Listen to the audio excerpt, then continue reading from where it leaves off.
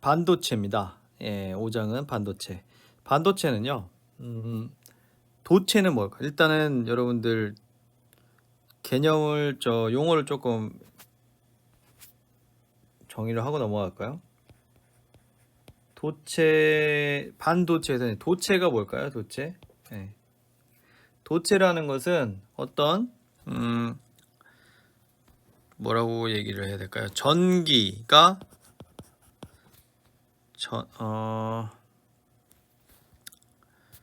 전기적 성질을 띠는 물체를 우리가 도체라고 하죠. 그렇죠?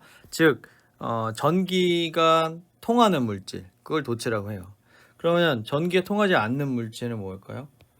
부도체죠. 그렇죠? 예. 전기적 성질을 띠지 않는 물체를 우리가 부도체라고 합니다. 예. 그러면 반도체는 뭘까요? 도체와 부도체의 중간 형태를 우리가 반도체라고 해요. 즉 도체의 성질과 부도체의 성질을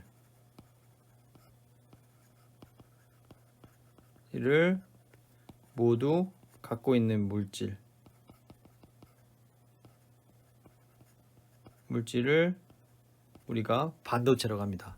즉 반은 도체고 반은 부도체다. 두 개 다 맞는 얘기긴 하죠. 예. 그래서 이 5장에서는 그 반도체가 무엇인지, 그리고 어떤 종류의 반도체들이 있는지, 그리고 어떻게 작동을 하는 건지에 대해서 개념적으로 접근을 할 거고요. 그리고 다이오드라는 게 있어요. 예, 그 반도체의 한 종류인데요. 그 다이오드와 트랜지스터 많이 들어봤죠.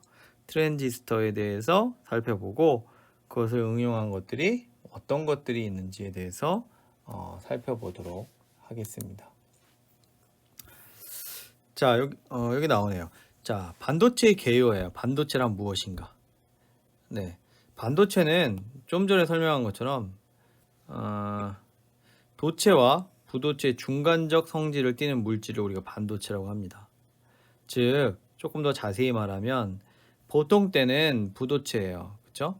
그렇지만 어떤 특정한 조건이 성립이 된다면 도체의 성질을 가지는 것을 우리가 반도체라고 합니다.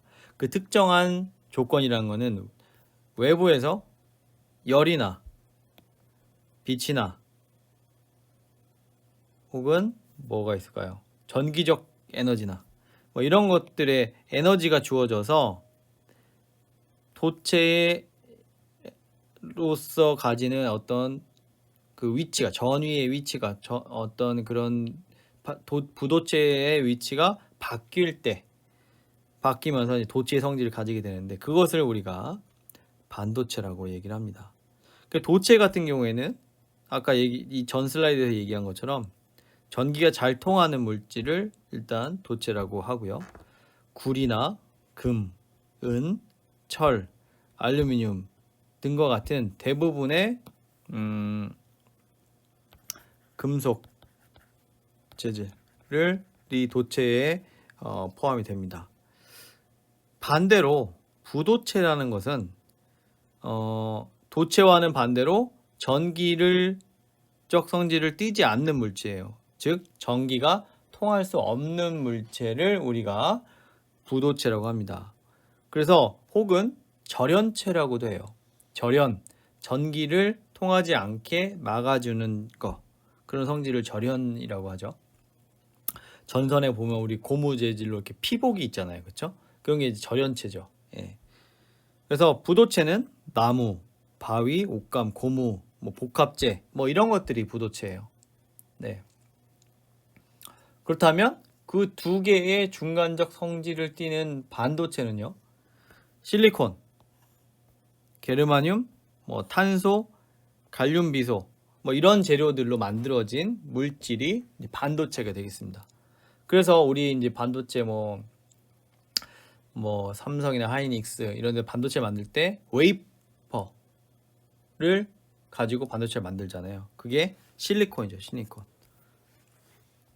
네, 그래서 반도체는 실리콘 혹은 게르마늄, 탄소, 갈륨 비소 등으로 만들어지게 됩니다. 자, 그렇다면 최초의 반도체는 어떤 모양이었을까요? 예, 우리가 뭐 TV에 보는 그런 형태의 반도체는 아니었을 거예요. 그렇죠?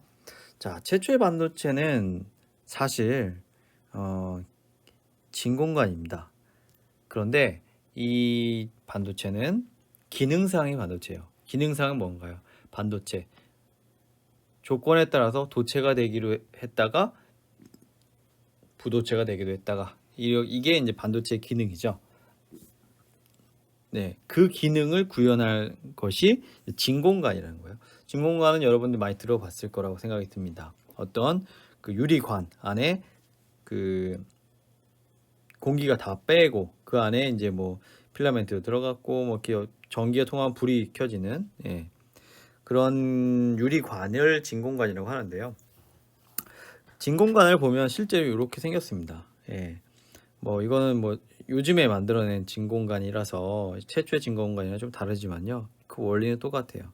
자, 원리를 보면 뭐 이렇게 전극이 있고요. 여기 전기가 흐르면 사실 요 필라멘트가 있고 그리드가 있고 에너드가 있는데 뭐 여기 사이에서 전자가 지금 요거를 이제 좀 간단하게 그리면 이렇게 되는데 자, 전자가 금속이 이 전기가 통하면 이제 금속이 가열이 되면서 그 끝에서 전자가 방출이 돼요. 그러면서 이제 빛이 나는 건데 원래는 떨어져 있기 때문에 전기가 통하지 않죠.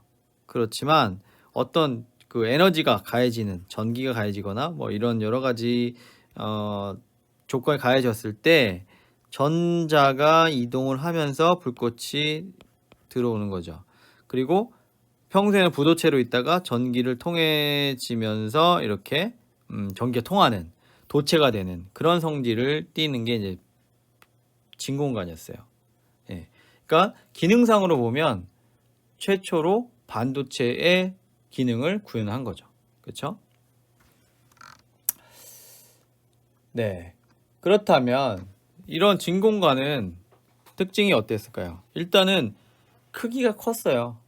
왜냐하면 뭐 이런 구조들을 안에 집어 넣었어야 되니까 필라멘트도 넣고 그리드도 넣고 전극도 넣고 안에 이제 공기도 빼고 뭐 그러면서 관이 만들어야 됐고 했으니 크게 컸습니다.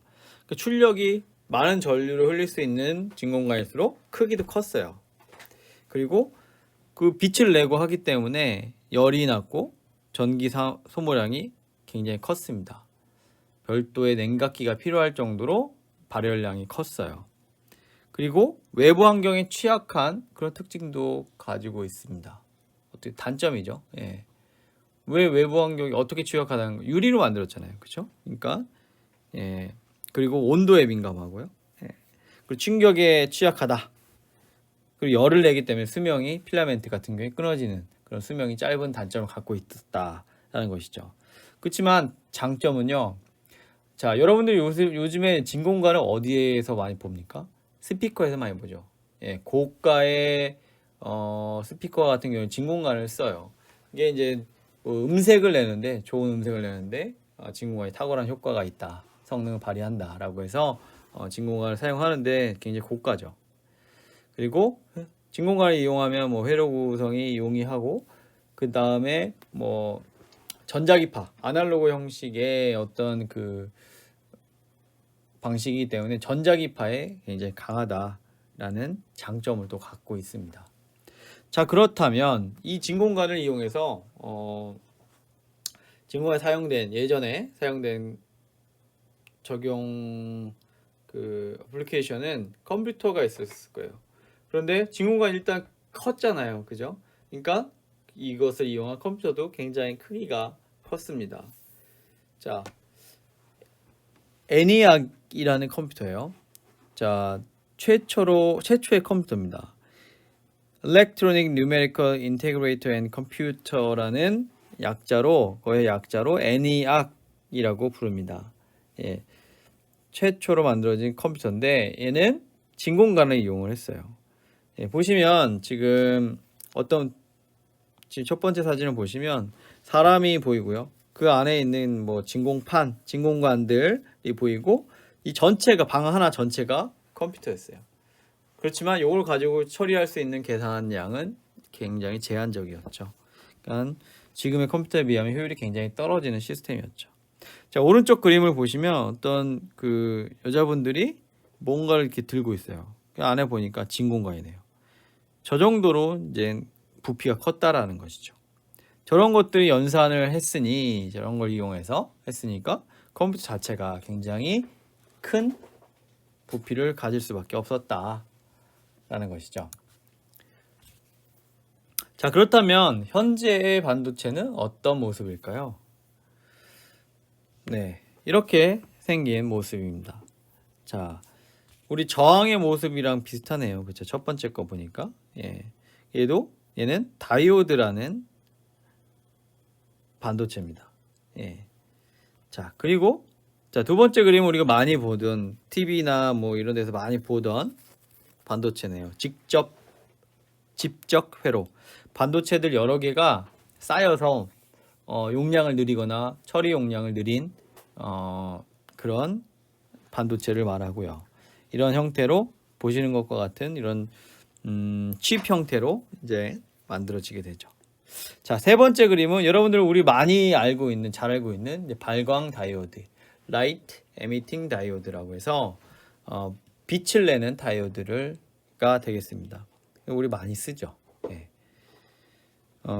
사실은 이제 이 삼원색이 이게 다 개발이 되면서 이제 우리가 다양한 색을 표현할 수가 있게 됐죠. 그래서 뭐 몇 년이 지난 일이긴 하지만 일본의 과학자가 이제 블루 LED를 하면서 굉장히 큰 혁신적인 쾌거를 이룬 그런 사건이 있었죠. 그리고 이제 칩 형태의 굉장히 작은 다이오드 반도체가 있고요. 적외선을 발생시키는 적외선 발광 다이오드, 그 다음에 트랜지스터, 다이오드를 여러 개, 두 개 이렇게 붙여놓은 트랜지스터가 있습니다. 이런 것들이 이제 현재 사용되는 반도체가 되겠어요. 자, 그러면 우리 이제 반도체 작동 원리에 대해서 알아볼 텐데요. 반도체 작동 원리를 이해하기 위해서는 좀 원자 레벨로 좀 내려가서 그 원리를 좀 살펴볼 필요가 있습니다. 반도체라는 거는 조건에 따라서 도체가 되기도 했다가 부도체가 되기도 하는 물질이라고 했습니다. 자, 그러면 도체와 부도체의 차이점은 뭘까요? 전기가 통하느냐 안 통하느냐죠. 그럼 전기가 통한다라는 것은 뭘까요? 전류가 흐를 수 있느냐라는 거죠. 그렇죠? 어떤 물체가 있을 때 극이 연결됐을 때 전류가 흐를 수 있느냐, 이건 뭐예요? 전류가 흐른다는 얘기는 전자가 이동할 수 있느냐라는 거죠. 그렇죠? 결국엔 전자의 흐름이 전류고 그것이 도체와 부도체를 특정 짓는 관건이 되는 거죠. 그렇죠? 자, 그렇기 때문에 그 어떤 그 물질의 원자 레벨에서 들어가야 전자가 나오잖아요. 그렇죠? 그래서 그 원자 레벨까지 우리가 들어가야 반도체의 구동 원리를 이해할 수가 있겠습니다. 자, 왼쪽에 보시는 그림인 보어의 원자 모델이라는 거예요. 보어의 원자 모델.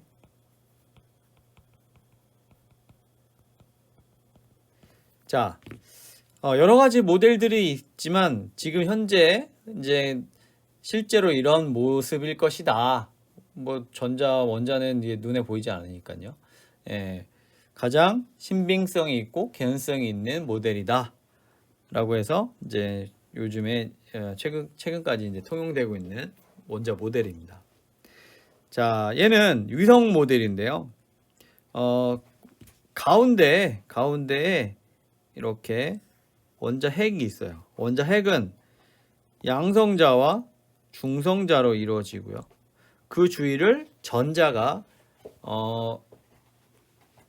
행성이 우리 지구가 태양을 돌듯이 혹은 달이 지구를 돌듯이 이렇게 돌고 있다. 그래서 위성 모델, 보어의 원자 모델 혹은 위성 모델이라고 합니다.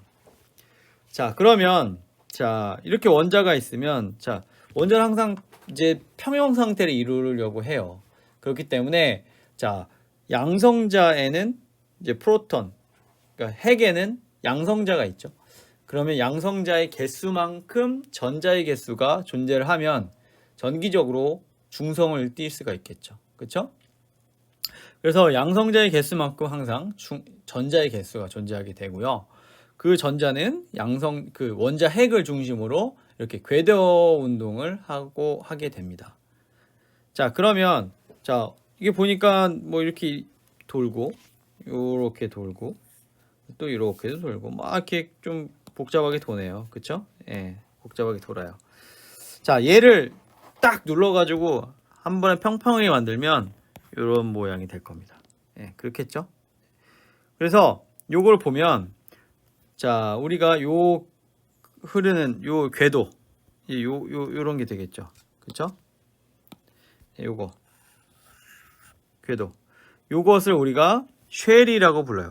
쉘. 아이고. 쉘. 예. 혹은 각이라고 부릅니다. 각. 예. 그러면 이 전자가 이렇게 도는 요 쉘에는 몇 개의 전자가 들어갈 수 있을까요? 예. 그 개수가 정해져 있어요. 첫 번째는요, 2개가 들어가고요. 두 번째는 8개가 들어가고요. 세 번째는 18개가 들어가요. 2개, 8개, 18개. 그 다음에는 32개가 들어갑니다. 어떻게? 요 규칙에 의해서. 네. 요때 n은 쉘의 넘버예요. 넘버. 첫 번째 쉘, 첫 번째 쉘, 두 번째 쉘, 세 번째 쉘, 네 번째 쉘. 예. 그래서 1의 제곱은 1이니까 2개, 2의 제곱은 4니까 8개, 3의 제곱은 9니까 18개, 4의 제곱은 16개니까 32개. 그쵸? 예.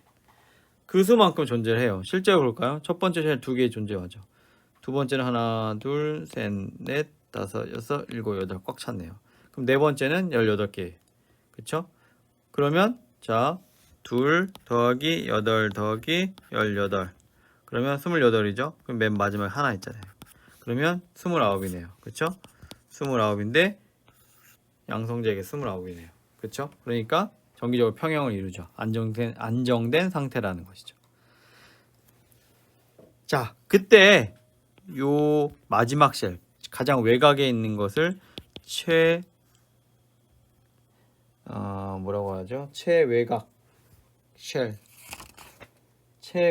쉘이라고 합니다. 그리고 최외곽 좀 이라고 하고 얘를 가전자 각이라고도 해요. 예. 그리고 요 마지막에 있는 요 녀석을 가전자라고 합니다. 예. 자, 이 양성자가 29개에는 구리예요. 구리. 실리콘의 경우에는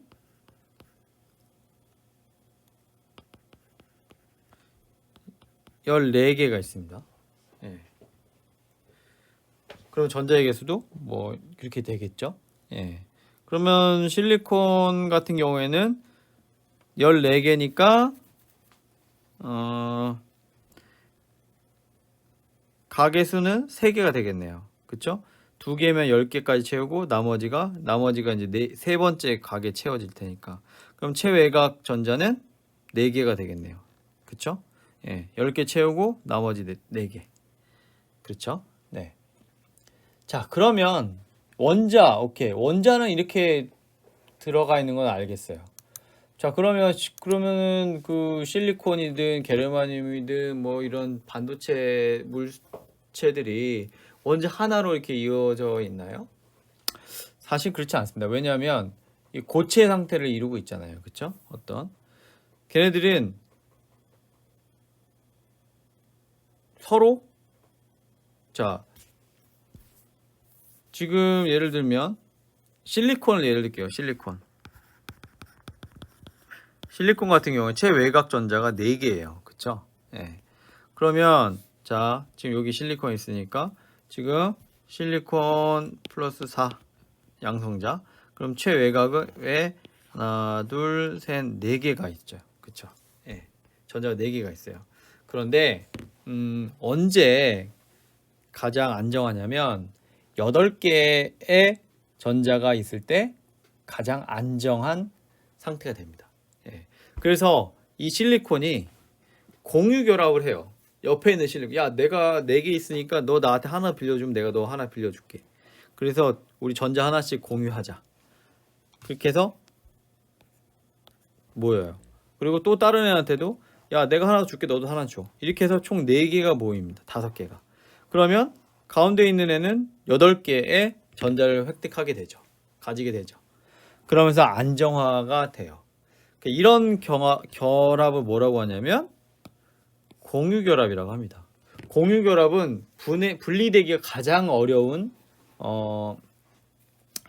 결합 중에 하나예요. 원자단에서. 예. 그리고 얘네가 분리가 되는 거를 뭐라고 하냐면 이온화라고 하죠. 예, 이온화. 자, 그러면 이런 공유결합에서 자, 순수하게 실리콘으로만 이루어진 그 공유결합으로 구성된 반도체를 우리가 진성반도체라고 해요. 진성반도체는 불순물이 들어가지 않고 규소면 규소만으로만 이루어진 반도체, 게르마늄이면 게르마늄으로만 이루어진 반도체, 그런 것을 우리가 진성반도체, 불순물이 없는 반도체. 얘는 불순물이 없다. 갑자기 무슨 불순물이냐? 예, 좀 있으면 왜 이 얘기를 하는지 나오게 됩니다. 네. 자, 그러면 자, 뭐 일단 반도체가 이렇게 공유결합으로 이루어져 있는 결정체라는 건 알겠어요. 그쵸? 예, 얘가 반도체니까. 예. 규소 자체가 반도체라고 했잖아요. 근데 규소가 이렇게 공유결합 형태로 어떤 결정화되어 있구나. 그게 이제 우리가 이제 최종적으로 보는 반도체구나. 이렇게 알겠어요. 자, 그러면 반도체가 작동을 한다라는 거는 어떤 의미냐? 예, 어떤 특정한 조건이 되면 도체로 바뀐다고 했잖아요. 부도체에서. 근데 그 특정한 조건은 뭐냐?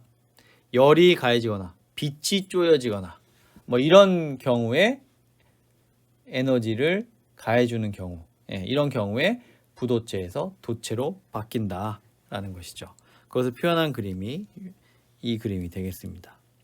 자, 일단 실리콘은요.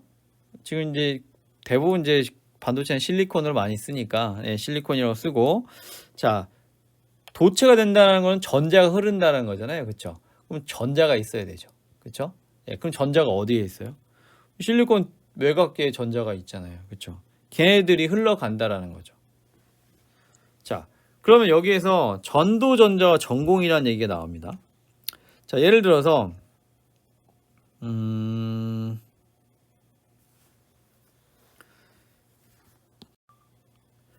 자, 실리콘은 공유결합을 통해서 진성반도체의 경우에 공유결합을 통해서 결정을 이루고 있다고 했잖아요. 그렇죠? 그러면 실리콘 원자에 총 8개의 전자가 최외곽에 존재를 하는 거죠. 그렇죠? 그런데 얘가 반도체인데 어떤 열이 가해지거나 빛이 가해지면 도체가 된다고 했으니까, 도체가 된다는 거는 전자가 흐르는 거니까 전자가 나와 있어야 되겠죠. 그쵸? 예. 그거 어디서 나오냐면 이렇게 있던 애들가 뿅 하고 튀어나오는 거예요. 열 뭐 이런 에너지가 나오게 되면 이렇게 튀어나오는 거예요. 이것을 우리가 자유전자라고 합니다. 자유전자. 그리고 그때 생긴 요 홀, 얘 원래 있던 자리에 구멍이 있을 거 아니에요. 들어가 있다가 얘를 전공이라고 해요. 사실 전공은 존재하지는 않죠. 근데 이해를 돕기 위해서 우리가 가상으로 만든 구멍이에요.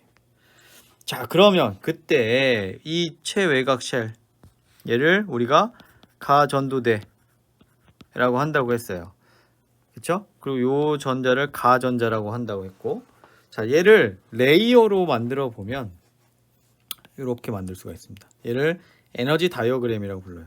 자, 그러면 여기 색칠한데 여기를 가전도대라고 하고요. 실리콘의 경우에는 뭐 이게 4개가 있겠죠. 근데 공유결합을 통해서 얘가 8개 꽉 차 있는 거죠. 그렇죠? 네. 그러면 여기에 이제 가전도대예요. 여기 가전도대. 그러면 지금 실리콘 같은 경우에는 이 쉘이 3개 있는 거잖아요. 그렇죠? 그러면 이게 가전도대니까 맨 외곽 있는 가전도대니까 두 번째도 어딘가에 이렇게 있을 거예요. 그렇죠? 이렇게. 에너지가 이 끝에는 이제 원자 핵이 있겠죠. 자, 그러면은 에너지가 외부에 들어오면, 그쵸? 가전도대에 있는 전자가 튕겨 나간다는 거죠. 이렇게 프리 전자가 돼서. 그때 얘가 가는 곳을 전도대라고 합니다. 전도대. 컨덕션 밴드. 여기는 전도대이기 때문에 자유전자가 전공이 없이 자유전자가 막 움직이는 거예요. 자기네 가고 싶은 대로 막 움직이는 거예요. 그쵸? 네. 그 얘기는 뭐냐면 여기에서 있는 전자들이 흘러간다라는 거죠. 그것이 이제 전류가 되는 것이고요. 네.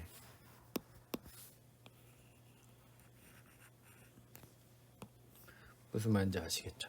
네. 그래서 결과적으로 이 실리콘 어떤 열을 가하면 이게 결합되어 있는 전자가 튀어나와서 이 전자들이 흘러가면서 도체 역할을 한다라는 것이죠. 그게 진성 반도체의 동작 원리가 되겠어요. 자, 그런데 진성 반도체 같은 경우에는 내줄 수 있는 전자가 한계가 있는 거예요. 왜냐면 딱 정해져 있으니까 4개씩밖에. 그래서 사람들이 생각을 했습니다. 이걸 효율을 조금 높일 수 있지 않을까? 찾아낸 방법이 불순물을 넣는 거예요. 그래서 진성 반도체라는 용어가 앞에 설명이 나온 겁니다. 순수한 결정체라는 거. 자, 그 진성 반도체에 이온화 효율을 높이기 위해서 전자를 내놓는 성질을 크게 하기 위해서 혹은 전자를 더 많이 갖게 하기 위해서 불순물을 섞어요. 그것을 우리가 도핑이라고 합니다. 도핑이라고 해요. 자, 그런데 실리콘 같은 경우에는 최외곽 전자가 4개잖아요. 그쵸? 4개란 말이죠. 그러면 실리콘 진성 반도체에 SB, 안티몬이라는 물질을 넣어줘요. 얘는 전자가 5개 있는 애예요. 5개. 전자가 5개. 자, 그러면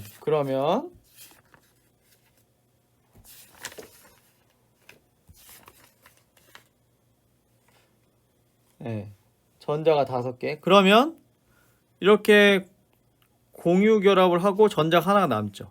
그쵸? 그러니까 전자가 더 많아지는 거잖아요. 반대로 전자가 하나 부족한 붕소를 넣어주면 경우가 있어요. 붕소. 그러면 걔는 하나가 비는 거죠. 모자라는 경우. 자, 그럴 때 이 전자가 많은 거, 오가 원소를 넣어주는 거를 우리가 N형 반도체라고 하고요. 하나가 부족한 거를 P형 반도체라고 해요. 붕소를 넣어서. 예. 얘는 3가, 얘는 5가. 예. 그래서 안티몬을 넣은 이런, 꼭 안티몬을 넣지는 않지만 전자가 5개짜리인 비소나 인, 비스무스, 안티몬 이런 것 원소를 넣어서 그 불순물을 추가해 주는 것을 추가해서 만들어진 반도체를 N형 반도체라고 하고요. 5가 원소. 그 다음에 3가 원소인 붕소나 알루미늄, 인디움, 갈륨 같은 것을 넣어서 반도체로 만들어주는 것을 P형 반도체라고 해요. 네. N형은 전자가 많겠죠. 그렇죠? P형은 상대적으로 전공이 많습니다. 네. 그래서 이때 더 많은 얘를 우리가 다수 캐리어라고 해요. 네. 여기서는 얘가 다수 캐리어겠죠. 네. 그래서 도핑의 개념을 우리가 알아봤습니다. 자, 그러면 뭐 결과적으로 이렇게 N형 반도체에 외부에서 에너지가 들어오면 전자들이 이렇게 굉장히 많은 거죠. 쫙 흘러가겠죠. 굉장히 잘 흘러가겠죠. 예. 왜냐하면 이미 자유전자가 갖고 있는 거예요. 그러니까 작은 전류, 작은 외부 에너지가 인가돼도 전류가 확 흐르는 거고요. 진성 반도체의 경우에는 좀 더 에너지를 많이 줘야 되겠죠. 그래야 공유 결합을 끊을 수가 있으니까. 그렇죠? 예. 자, 이런 것이 도체가 되기도 하고 부도체가 되기도 하는 반도체의 특성이에요. 작동 원리고요. 자, 그 내용을 아주 더 쉽게 표현한 게 이 그림입니다. 자, 가전자대에서 외부 에너지를 받아서 전자를 전도대로 옮겨주는 거. 그래서 전자가 흘러갈 수 있게끔 만들어주는 것을 우리가 그것이 이제 반도체 작동 원리라고 했습니다. 자, 그렇다면 절연체는 전기가 흐르기 위해서 에너지가 많이 필요해요. 그렇죠? 사실은 그 에너지가 많이 필요하기 때문에 전자가 못 넘어가는 거죠. 그렇죠? 그렇기 때문에 전도대와 가전도대의 에너지 갭이 굉장히 큽니다. 사실 나무에도 전기가 통할 수 있어요. 자, 벼락이 나무를 꽝 때렸다고 생각합시다. 벼락이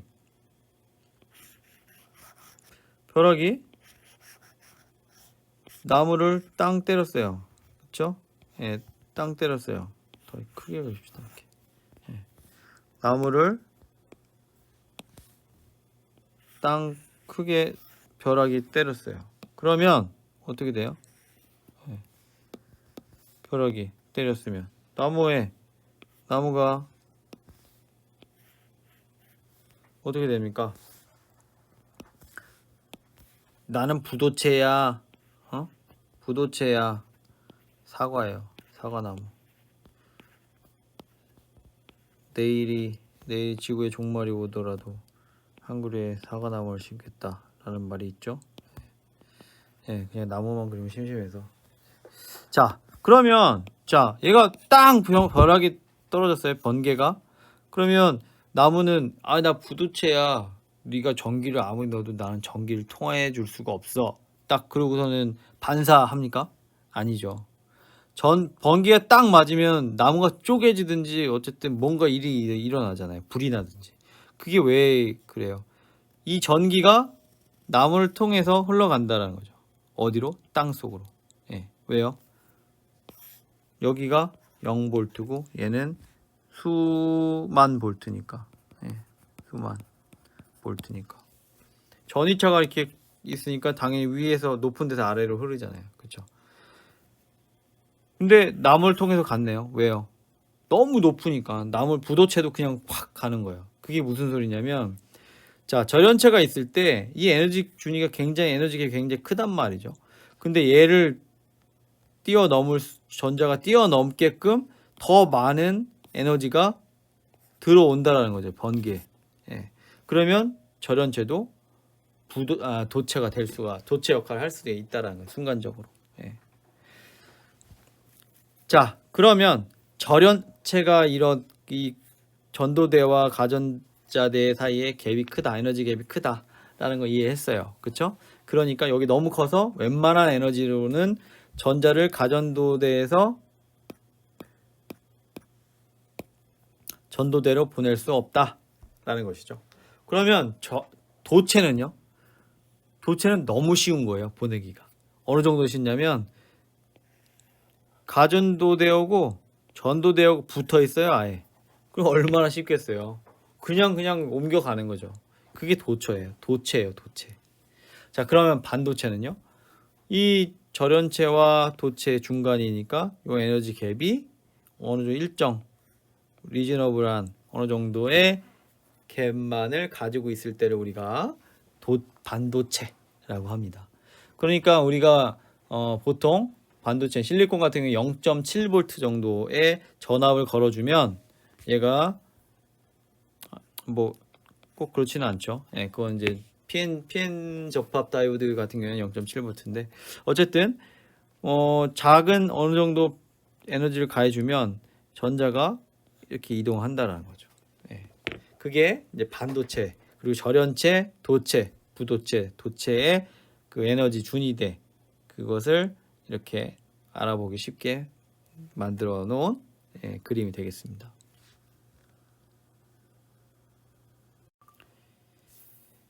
자, 그래서 이제 반도체의 종류를 다시 한번 정리를 좀 해볼게요. 반도체의 종류는 이제 진성 반도체라는 게 있어요. 예, 일단 반도체는 도체이기도 하고 부도체이기도 한 물질을 반도체라고 하고요. 그래서 세미 컨덕터라고 하는 거죠. 뭐 세마이 이렇게 부릅니다. 네, 컨덕터는 도체라는 것이고 세미는 이제 반이라는 뜻이니까 반도체가 되는 것이죠. 자, 그래서 반도체는 이제 진성 반도체. 진성 반도체는 불순물이 하나도 들어가 있지 않고 규소로 만들면 순수히 규소만 있고 규소라는 건 이제 실리콘을 이야기합니다. 그다음에 뭐가 있었죠? 네, 게르마늄으로 만들면 순수하게 게르마늄만 들어가 있다든지 그런 반도체를 이제 진성 반도체다라고 하고요. P형 반도체다라는 것은 P형은 전공을 늘린 거예요. 전공을 늘렸다라는 것은 결과적으로는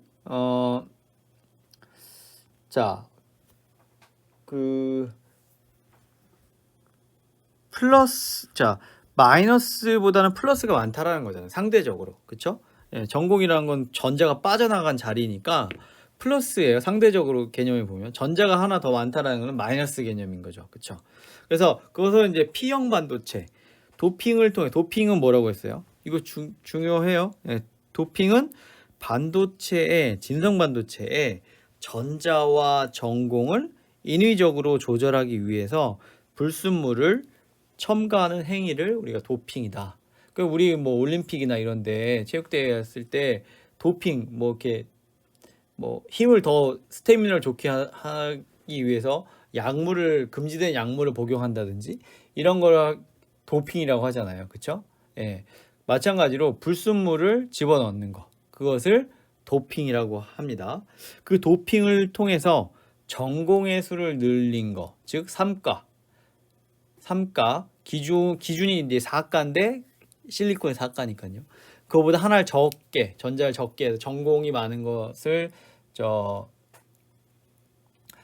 추가하는 것을 도핑하는 것을 이제 P형 반도체라고 하고 반대로 전자가 한 개 더 많은 5가 원소를 추가해서 도핑해서 그 반도체의 효율을 높이는 것을 N형 반도체다 라고 할 수 있다라는 거죠.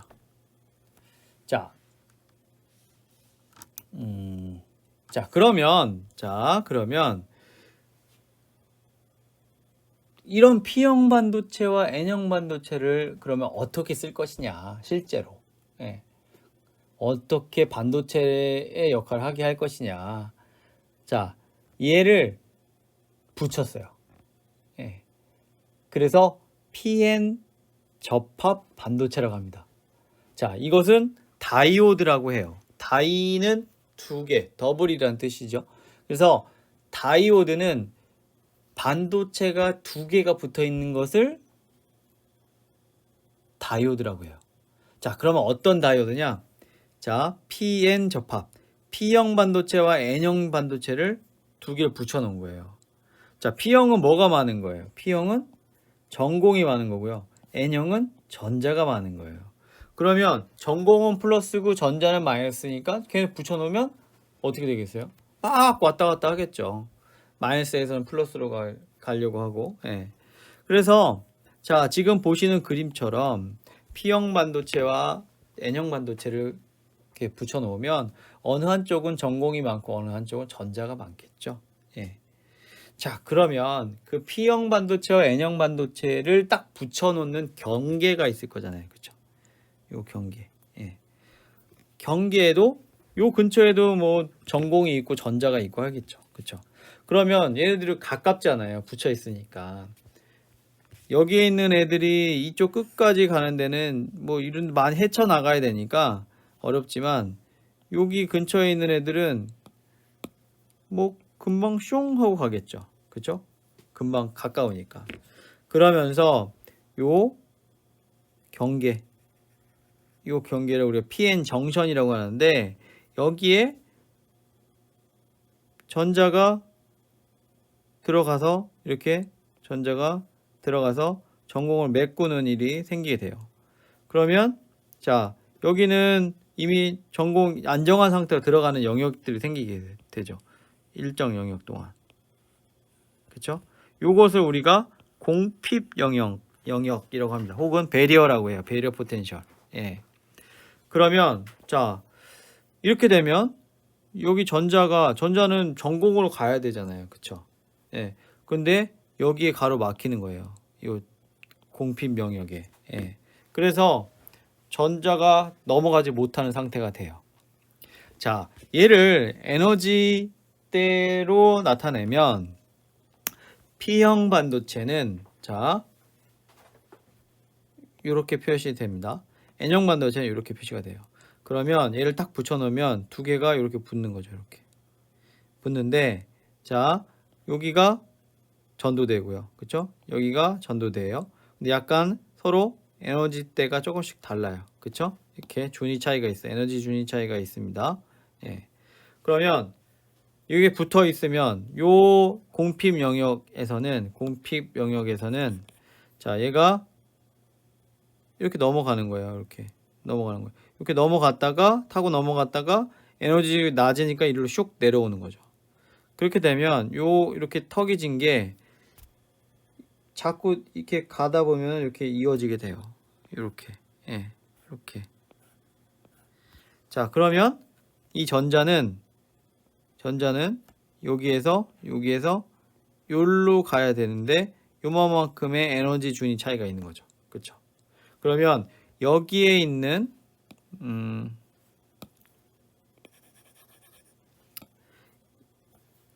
여기에 있는 전자들을 이쪽으로 옮겨 주려면 요만큼의 에너지가 필요하다는 거죠. 그렇죠? 예. 자, 그렇다면 내가 여기에 요만큼의 에너지를 제공을 한다면 이 전자를 이쪽으로 옮길 수가 있겠네요. 그렇죠? 그 얘기는 뭐예요? 여기에서 전자가 이쪽으로 가니까 전류는 이쪽으로 흐른다라는 거죠. 전자가 이동하니까. 그렇죠? 예. 그러면 내가 전류를 흘려주려면 어떻게 해야 됩니까? 여기에 요만큼 자, 이만큼의 에너지만 제공을 하면 전자가 흘러간다라는 거죠. 그렇죠? 가만히 두면 전자가 안 흘러요. 왜? 요 색칠한 만큼의 에너지 차이가 있기 때문에 더 높이 가야 되기 때문에 전자가 스스로 못 올라가는 거죠. 그렇죠? 그건 뭐예요? 부도체죠. 그런데 내가 이 에너지를 넣어줬어요. 그러면 그만큼 그거에 받아서 전자가 왼쪽으로 이동하는 거죠. 그게 뭐예요? 도체죠. 그러니까 나는 어떤 일정한 필요한 만큼의 에너지를 가해 줌으로써 이 PN 접합 다이오드를 전류를 흘렸다가 안 흘렸다가 마음대로 할 수 있다라는 거죠. 이게 뭐예요? 반도체죠. 그쵸? 자, 그러면 그걸 어떻게 하느냐? 자, PN 접합 다이오드 P형과 N형이 붙어 있어요. 그럼 여기에 이만큼 공필 영역이 있는 거죠. 얘를 장벽, 자, 여기서 요만큼, 자, 요만큼의 전이차가 필요한 거죠. 그거를 뭐라고 하냐면 장벽전이라고 합니다. 자, 전자 넘어가기 위해서는 이 장벽전이를 넘어가야 되죠. 그러면 이 장벽전이만큼 에너지가 필요하다는 얘기가 되는 거죠. 자, 그러면 그걸 어떻게 되느냐? 자, 여기에 플러스 마이너스 걸어주면 되겠죠. 그러면 자, 여기 플러스 걸어주고 여기 마이너스 걸어주잖아요. 그쵸? 그럼 여기 마이너스니까 전자 마이너스니까 얘는 밀려갈 것이고, 그쵸? 여기 플러스가 가니까 얘는 땡겨올 것이고, 그쵸? 그래서 전류가 흘러가요. 그것을 이런 전압을 걸어주는 걸 뭐라고 하냐면 바이어스를 걸어준다, 바이어스를 인가한다 라고 얘기를 합니다.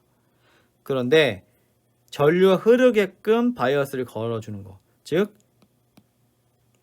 P형에는 P형, 플러스, N형에는 마이너스를 걸어준 거를 우리가 뭐라고 하냐면 순방향 바이어스라고 해요. 자, 순방향이 있다는 건 역방향도 있다는 거죠. 역방향은 N형의 마이너스, N형의 플러스, P형의 마이너스를 걸어주는 것을 역방향이라고 합니다. 그러면 어떻게 돼요? 전류가 안 흘러요. 왜요? 자, 여기에 플러스, 여기에 마이너스면 전자가 일로 땡겨갈 거 아니에요. 그러니까 전류가 흘러가는 걸 방해하는 거죠. 그렇죠? 그렇기 때문에 공필용이 더 커져요. 그래서 역방향 바이어스를 걸어주면 다이오드가 ON이 되지 않습니다. ON이라는 거는 전류가 통한다라는 얘기예요. 그러니까 스위치가 ON 된다라는 얘기예요. 예, 그걸 해주지 못해요. 자, 다이오드는요, 회로도의 기호로 이렇게 세모에 나타내요. 그러면 P형과 N형이 있잖아요. 그쵸? N형은 마이너스고 P형 플러스라고 했어요. 그러면 이렇게 됩니다. 짝대기 있는 게 마이너스예요. 예, 언제나 음극. 자, 그러면 정선 그 PN 접합 다이오드는 극성이 있네요. 그쵸? 어느 한쪽에. 그래서 걔를 플러스 마이너스를 거꾸로 꽂으면 전류가 흐르지 않네요. 그쵸? 자, 다시 앞으로 잠깐 넘어가겠습니다. 넘어가서, 자, 지금 여기 다시 이제 넘어왔어요. 여기 다이오드죠. 다이오드 이렇게 생겼어요. 자, 그런데 보면 여기 이렇게 짝대기가 있어요. 짝대기 뭐예요? 이거예요. 그렇죠? 예. 이쪽이 플러스, 여기 마이너스라는 얘기예요. 예. 다이오드는 대부분 다 이렇게 돼 있는데, 자, 이렇게 띠가 가해져 있는 곳이 마이너스가 됩니다.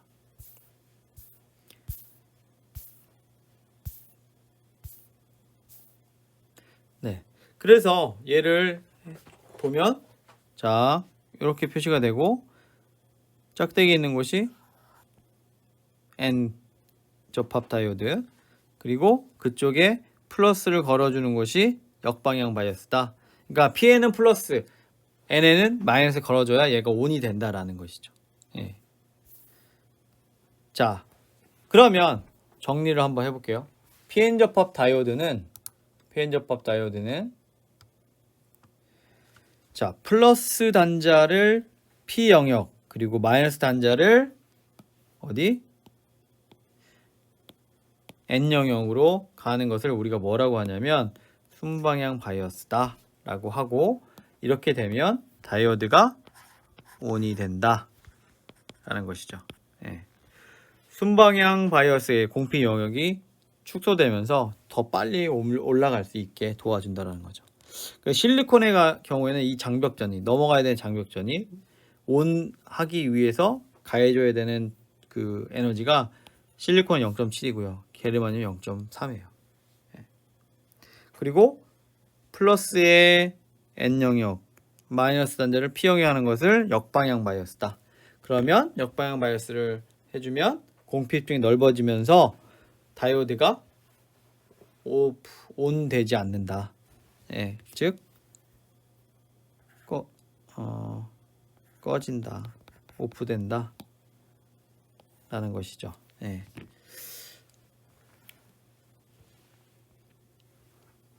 그리고 그때 전류가 흐르긴 흘러요. 그렇지만 아주 작은, 무시할 만큼의 전류가 흐르기 때문에 오프된다라고 봐도 된다라는 것이죠.